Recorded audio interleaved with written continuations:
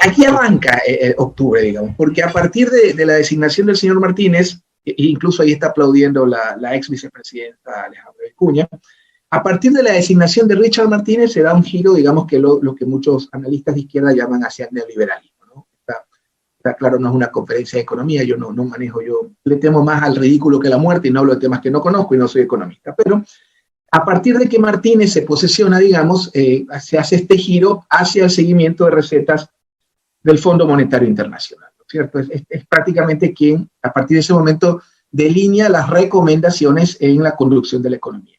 Y una de esas recomendaciones, y no vamos a entrar en la discusión de que si eran necesarios o no eran necesarios, digamos, la disminución de los subsidios, que al menos yo estaba de acuerdo en el fondo, nunca estuve de acuerdo hasta ahora en la forma, creo que fue un error, pero bueno, eso no viene al caso. A partir de que el gobierno da este giro, digamos, ideológico en el campo de la economía y sigue las recetas del Fondo Monetario Internacional, uno de los temas tope, digamos, o de los más delicados, o de las papas más calientes, de hecho, Pancho Suez nos explicó varias veces muy bien, nos explicaba con mucha docencia cuál era la razón o cuál es el mecanismo que se utiliza para este tipo de subsidios, pero en este caso era un tema que estaba pendiente y que finalmente creo yo que el gobierno no midió la reacción que tendrían en este caso uno de los actores más importantes, ¿no es cierto? Esto que genera una convulsión social que revive unos actores que, si bien es cierto, ya los teníamos digamos, en el radar, estaban muy debilitados junto con la gran mayoría de movimientos sociales, que eran los indígenas, ¿no es cierto? Uno de los legados, porque yo me conozco gente que literalmente es devota de Rafael Correa, devota, y no gente de Facebook, de Twitter, que los borregos corruptos, conozco gente común, gente que es devota, que lo carga en la billetera, y conozco gente que lo detesta también. Estos personajes generan esta suerte de amor profundo o odio radical, es una cosa de locos, hay muy pocos puntos de equilibrio, muy poco gris, muy poco análisis, y uno de los errores, creo yo, que cometió el correísmo fue debilitar un poco la capacidad de generación o de conducción que tenían los movimientos sociales. Y esto, acuérdense ustedes, el cambio, y esto los abogados nos pueden explicar mejor, hubo un cambio en la legislación de las asociaciones y las agrupaciones civiles, ¿no?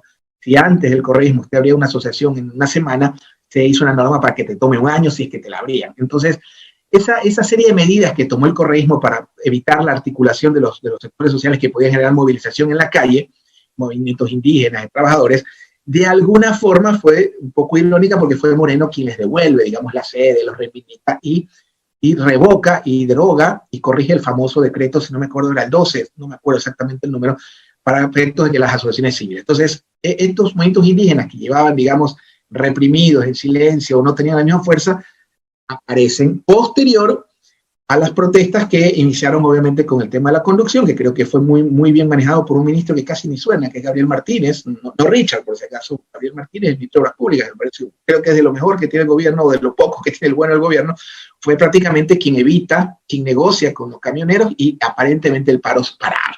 Aparecen los sectores indígenas y ustedes ya saben la historia, no vamos a entrar en el debate de que si eran malandros o no eran malandros, si eran luchadores por la libertad o luchadores por la izquierda, no importa, pero fue una convulsión que en este caso, irónicamente, hay dos características de estos tsunamis. El tsunami 1, del que estamos hablando, octubre, que afectó más a Quito, y el tsunami 2, el que estamos padeciendo, es el que nos afecta en este momento con esta pandemia espantosa que padece nuestra ciudad, ¿no es cierto?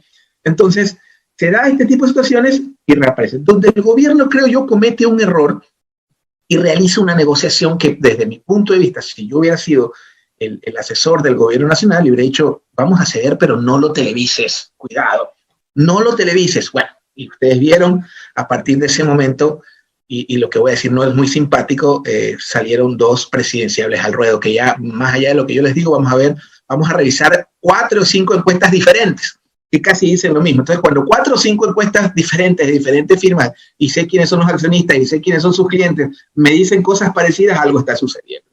Entonces, el gobierno televisa la negociación y yo creo que ese es el punto de inflexión. Ese creo que si ya el gobierno iba a ceder, creo que fue un error. No era necesario, digamos, televisarlo. Obviamente para los que están en contra de lo que sucedió posteriormente, ¿no? Entonces llega esta negociación y finalmente, ustedes ya saben la historia, el gobierno termina cediendo, ¿no es cierto? Esto genera un desbalance absoluto en los estudios de opinión. Hasta el mes de septiembre, y aquí hay un investigador a quien le tengo mucho aprecio y respeto, que es Santiago Pérez, Santiago el Pichi Pérez, que lleva muchos años investigando. Como todo encuestador, a veces es alabado, a veces es criticado, pues son gajes del oficio. De pronto él al final puede hacer alguna opinión o puede responder una pregunta en ese contexto, pero al menos hasta antes de las marchas de octubre, ningún tipo de movimiento indígena aparecía dentro, digamos, del tablero, o dentro, sí, había un movimiento social, pero era algo así como, digamos, misceláneo, ¿no es cierto? Bueno, posterior a estas protestas, uno pensaría, o al menos esta gente que le digo que algunos que quisieran ser como Puerto Rico, otros que quieren ser como Cuba, así como hay gente que unos me decían, no, Quito fue destruida, y nos encontramos con lo que decimos los investigadores, con hallazgos, así como cuando usted se va a hacer una ecografía, porque eso, y eso sí quiero ser muy puntual, y aquí hay mucha gente inteligente, mucha gente que obviamente no tiene que ser los temas. Para nosotros los estrategas electorales, las encuestas no es para definir quién gana o quién pierde, no nos interesa la carrera de caballos.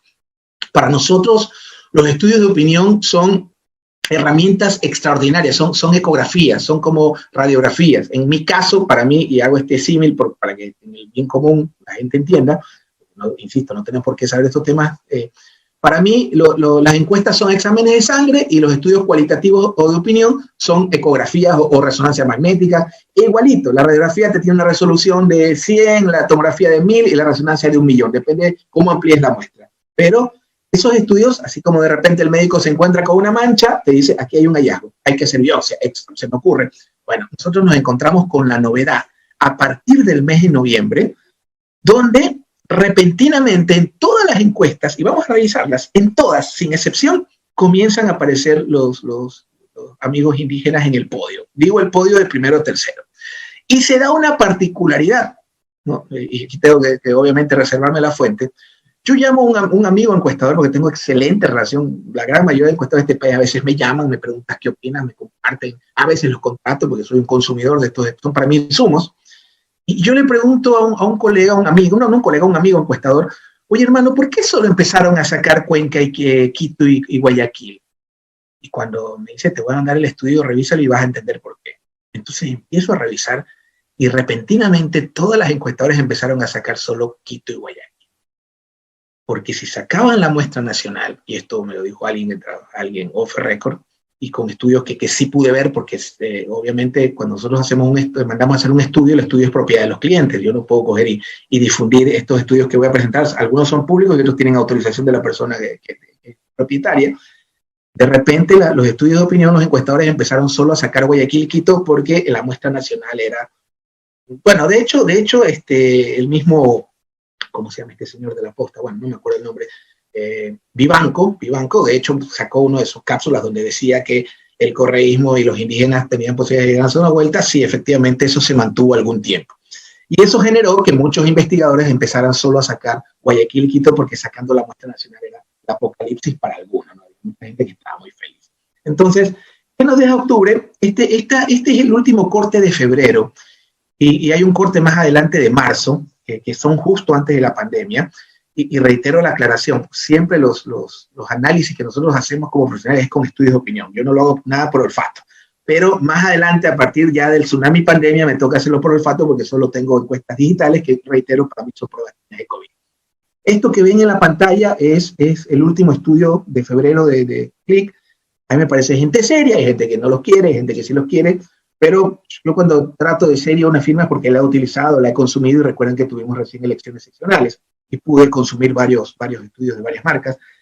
En este estudio de Click Report de febrero 24 del 2020, está digamos fresquito, claro, esto es Guayaquil y Quito, ojo, y ciudad, no hay toma rural, así que es una muestra muy, muy pequeña, pero obviamente, si bien es cierto, Guayaquil y Quito no representan el 100% digamos, del universo electoral, sí representan probablemente un 90% de la generación de los insumos de opinión pública nacional, que no necesariamente se transmiten al electoral, ojo con eso.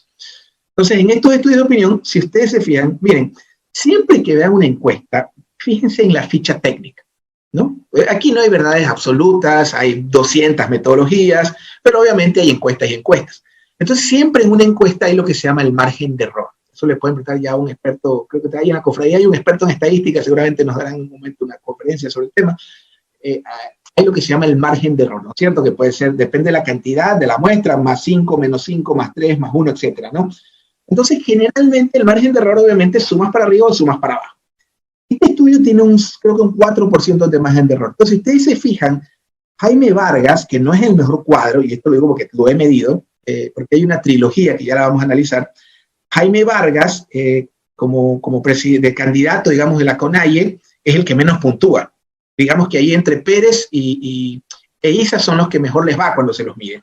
Pero en este estudio donde se mide a Vargas, la distancia en ese momento entre Lasso y Vargas está dentro del margen de error. Y si hilamos más fino, fíjense que aquí hay un hecho que yo considero peligroso para los que no desean el retorno del correísmo. A partir de febrero ya se da un fenómeno, otro fenómeno que es importante que tomen en cuenta, ya la gente empieza a concebir al candidato de Correa. Ojo con eso. Una cosa es Correa en la papeleta y otra cosa ya es el candidato de Correa. Esta encuesta de Click Report es la primera encuesta de Click Report donde ellos ya, no puedo ver los chats, por si acaso, porque tengo una diapositiva. Entonces, esta encuesta de Click Report es la primer estudio que ellos presentan, vamos a ver otros de otras firmas, donde ya el electorado concibe al candidato de Correa. Porque en otras, en la misma firma, para el mes de, por decirle, septiembre, agosto, era Rafael Correa, se me ocurre, 20% candidato Correa 5. Ya a partir de febrero, como que el electorado, la gente investigada, ha tomado conciencia de que era posible que Correa no. Ya uno lo sabemos, yo no sé si finalmente ya no están negociando hospitales en la asamblea, sino la participación de algún candidato. Pero bueno, y obviamente aquí están, digamos, los actores hasta el mes de febrero, ¿no? Esto de aquí, esto es un estudio que realizó Clima Social, que la considero una firma muy seria. Fíjense ustedes, esto fue en Quito en noviembre. Claro, una vez más, la gente que, amiga mía del grupo de WhatsApp, me dice, imposible, en Quito odian a los indígenas. Bueno, según el último estudio digamos, de Clima Social, ISA, que creo que es el mejor cuadro que tienen ellos, no he dicho el mejor candidato para el país, he dicho el mejor cuadro que tienen ellos. Ojo, es como decir no sé, de Chevrolet, del mejor carro se me ocurre, de la Aveo. Bueno, Leonidas Issa, según este estudio de Clima Social, en noviembre del año pasado, post tsunami, digamos, octubre, Issa en Quito tenía 34.1% de intención de voto. En Quito. El candidato de Correa, ¿sí? Revolución Ciudadana Correa, 15%, Lasso 6%, Nebot 3%, bueno, no es novedad que Nebot no tenga mucho por Quito, y Sonny Holzer, que antes de, vamos a hablar ya en el Tsunami 2, un poco cómo he leído Sonny Holzer, cómo lo veo, y se da este fenómeno, ¿no? Entonces, acá tenemos otro estudio, tengo que hacer la aclaración. Esta firma se llama CIES, es de gente para mí muy seria, créanme que la última fuente que tengo para la credibilidad de las personas es Twitter, ¿no? Así que cuando alguien me dice nada en Twitter, para mí es honesto, porque yo voy directo a la fuente, veo que no tiene el récord policial limpio, no tiene causa, para mí es una persona honesta, ¿no? Entonces, en esta firma, CIES, si ustedes se ponen a ver, esta es una simulación presidencial.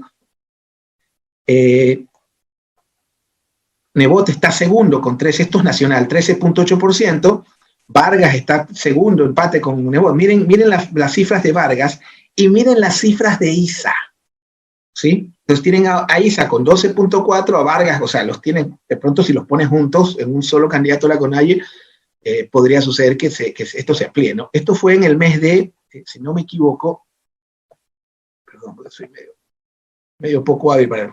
Entonces, esto es una simulación presidencial, ¿no es cierto? Ahí ustedes ven a Andrés Páez con el 0.0, Otto con el 3, que son las cifras que siempre manejó antes de la pandemia, Lasso, que en octubre no fue muy, digamos, visto, y esta es una simulación, electoral, que realizó en marzo Clima Social, si no me equivoco. Este estudio tiene una particularidad. Esta es la última encuesta que yo recibí de territorio. Ojo, encuesta que tú tienes una base de datos, o sea, a mí es muy difícil que un encuestador me engañe, ¿no es cierto? Por eso contrato los mejores, ¿no? Porque primero tienen que darte una base de datos, tienen que entregarte los cuestionarios resueltos, etcétera, etcétera, etcétera.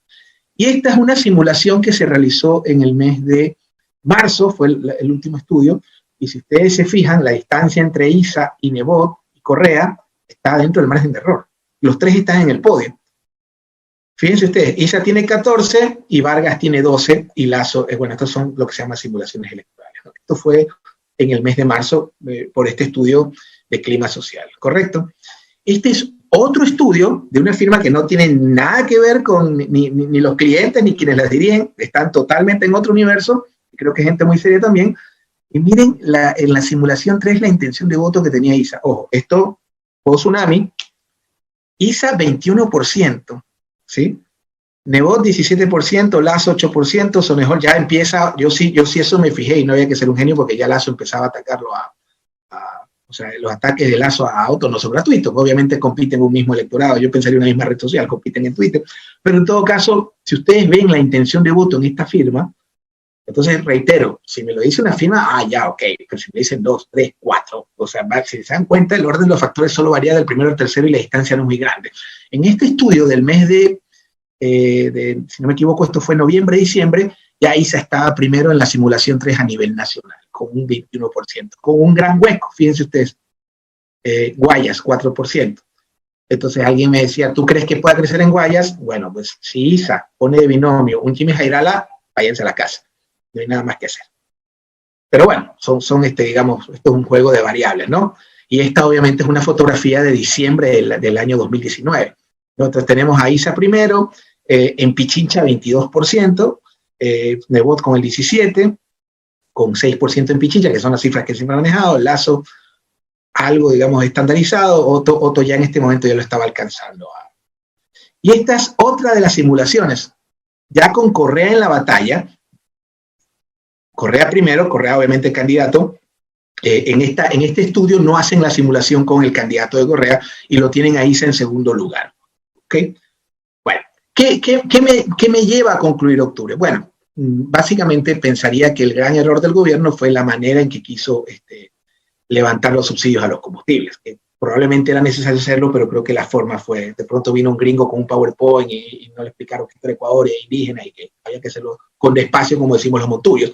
Pero el resultado del tsunami fue la aparición o la erupción de estos actores, en este caso los indígenas, que si yo hilo un poco más fino, terminan también ocupando un espacio que en teoría era del correísmo, que era el tema de la izquierda. Entran un poco en teoría, si yo me dejo llevar digamos, un poco por el instinto, de, ok, entonces los indígenas compiten espacio con la izquierda, en la izquierda con el correísmo, pareciera, pero hay aquí un gran problema, y aquí ustedes de pronto lo van a entender.